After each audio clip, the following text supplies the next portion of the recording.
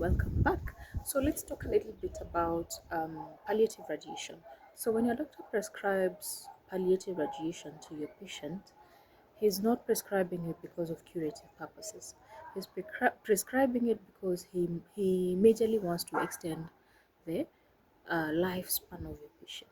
He's trying to reduce the symptoms that will help extend the lifespan of your patient and helps give your patient a decent life, okay, of reduced pain, reduced diarrhea, reduced confusion.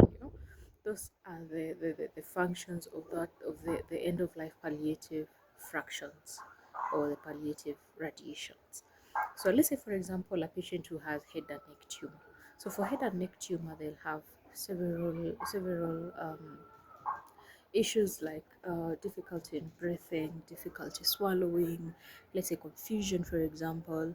For someone who has probably a tumor in the head and neck area, let's say, for example, in the eye, it can be in the eye, it can be in the ears, it can be along the airway, it can be also in the tongue or the head.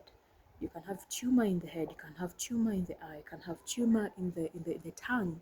So if you have all those tumors and they tend to compress the airway, one signs and symptoms that your patient will have is difficulty in breathing and difficulty in swallowing. Okay, so with difficulty in breathing and difficulty in swallowing, the oxygen saturation goes down. Blood doesn't get enough oxygen that goes to the brain. The patient may start having confusion. So for this kind of patient, she will have palliative fractions.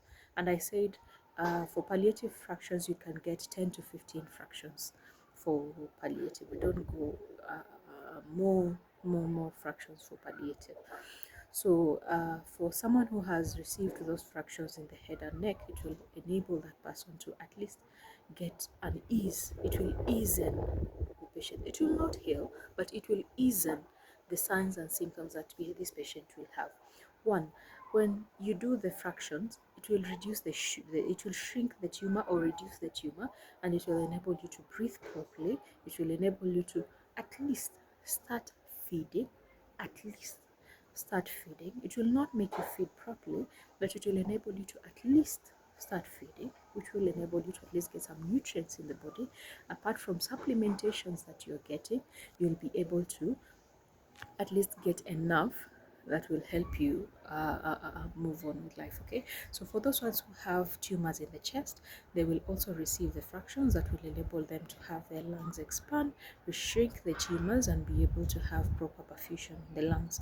For those ones who have tumor in the GI, they will also receive those fractions. Let's say, for example, a patient has too much diarrhea. Let's say for the patients who have something like cancer of the colon, cancer of the stomach, they cannot be able to hold food. They will be able to get multiple fractions, so that those fractions can be able to reduce the symptoms of diarrhea and be able to make the patient have quality of care, because when you lose fluids, you become dehydrated, and then we're talking about something else again.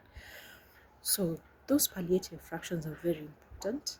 They're very important because they help to reduce the symptoms of end of life care, and be able to make and they're also able to make a patient live a decent life. Okay, so when you see your doctor telling you that we want to start a palliative radiotherapy, it is not because they want to extend your sessions of radiation. No, they want to do what we call palliative radiations, which is very important for patients who are on end of life care. Okay, stay tuned for the next class.